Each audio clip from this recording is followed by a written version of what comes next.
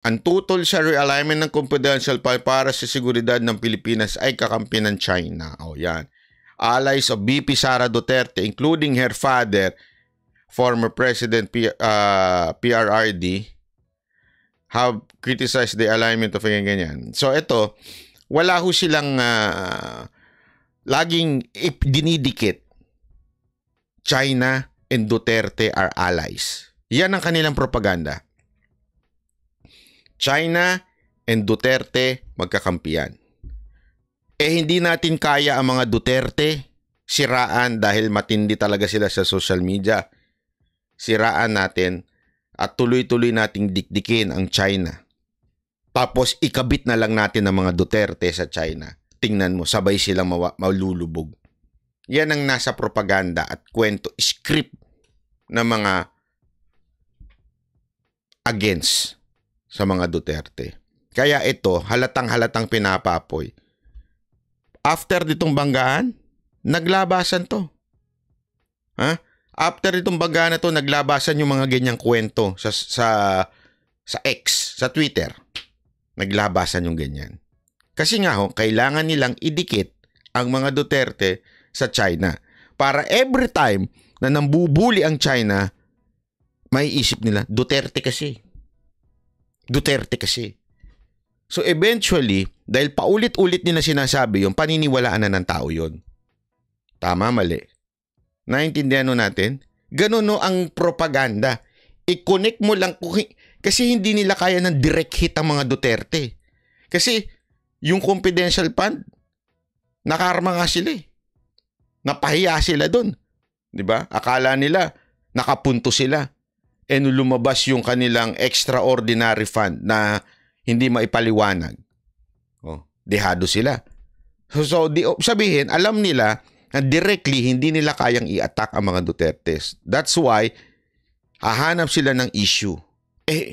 EJK, wala na yan. Hindi kakagatin na ng tao yan. Tingnan mo, yung pakuno nila na keso si Duterte, pinapatay yung mga tapos si Brosas, keso magdedemanda kuno. Hindi naman kinagat ng tao eh. Ito, mukhang kakagatin ng tao. Mukha, possible. Ito possible to. Kasi nakakapikon nga naman ang ginagawa ng China.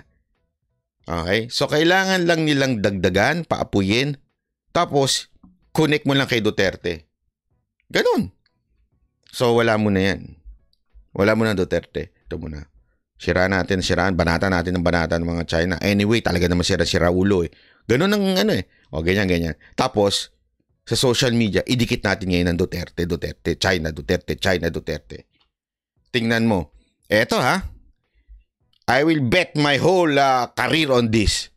Pagdating ng 2020, just in case tumakbong presidente si BP Sara Duterte, ang sasabihin nilang propaganda laban against BP Duterte, ang si Sara Duterte ay malapit sa China. Yan ang gagamitin nila. Para yung mga Pilipino mapapag-isip. Kasi wala sila makitang sira eh. Confidential fund, hindi kumagat.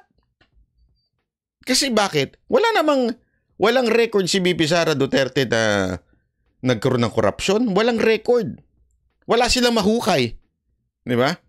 Lahat ginagawa nila, hindi nila mahukay. Wala silang mahukay. So ano ang pwede ikasira ng mga Duterte? China lang.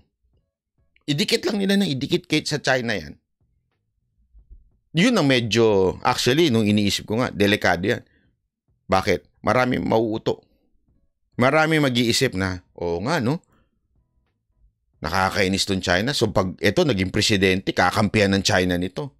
Wag na natin itong boto. Diba? Pusta ko sa inyo. I'll bet on my career, yan ang gagamitin nila against the Duterte. Kasi lahat na ginamit nila, EJK, mamamatay tao, wala. Wapak, as in, confidential pan, wala. Lahat yun nag-ricochet sa kanila eh. Pero, pag China ang ginamit nila, nako, masasaktan, tatamaan. Kasi ang Pilipino, galit na eh sa ginagawa ng China. Kasi nga, pinapaapoy ng media eh. Diba? Isipin nyo kung DDS ka, pag galit ka sa China, hindi mo na maiisipin galit ka kay Duterte. Tama, mali. Ngayon, di ba? Ngayon, oo nga, tama. Masama talaga ang China. Masama. O kahit Duterte supporter ka, masama nga ginagawa nila. Oo nga, masyado na yan. Binabangga na tayo. O wala, masama na yan, masama. Diba? Hindi, walang biro kasi kahit nga ako subconscious pag binakikita akong Chinese dito banggain ko kayo. Hindi totoo. Kasi nga parang nailalagay mo na sa ulo mo na itong mga to rude, itong mga to masama, bully. Kaya tuloy minsan naiinis ka na kahit wala naman dahilan. Basta may marinig ka lang na nabibuisit. Tanungin ko sa inyo, be honest with all of your heart. Pag nakakarinig kayo ng Chinese sa mga bansang pinupuntahan nyo, ano pakiramdam? Yung totoo. Yung totoo, di ba? Walang biro. Yung totoo. Kayo ang sumagot niyan.